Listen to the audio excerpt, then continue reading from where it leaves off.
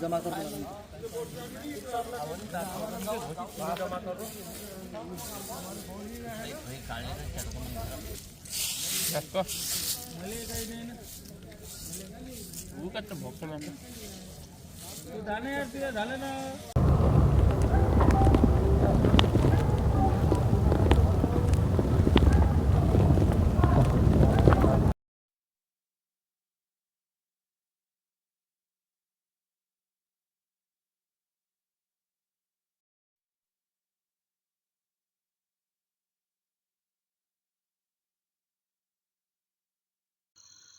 जिल्हा मध्यवर्ती बँकेच्या माध्यमातून यवतमाळ जिल्ह्यातील शेतकऱ्याच्या मागे कर्ज वसुलीसाठी पठाणी वसुलीचा तकादा लावलेला आहे।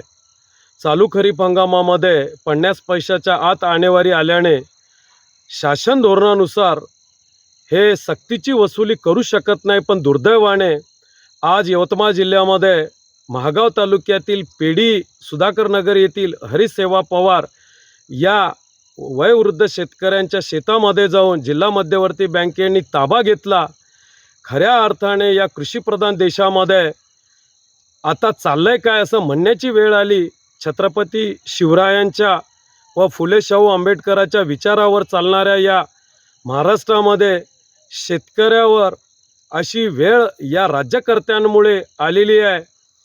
आज यवतमाळ जिल्ह्यामध्ये नापिकी आहे, सततची कर्जबाजारी पण आहे। या विवेचनेने 342 शेतकऱ्यांनी आत्महत्या केलेल्या चालू खरीप हंगामामध्ये मी राज्य शासनाकडे मागणी करतो की निवडणुकीच्या काळामध्ये देवेंद्र फडणवीस साहेबांनी प्रचारादरम्यान शेतकऱ्यांना आश्वासित केलं होतं की आम्ही सरसकट कर्जमुक्त करून त्यांनी शेतकऱ्यांचा मताचा जोगवा त्यांनी पदरात पाडून घेतला। पण दुर्दैवाने या दिलेल्या आश्वासनाची त्यांना आठवण नाही।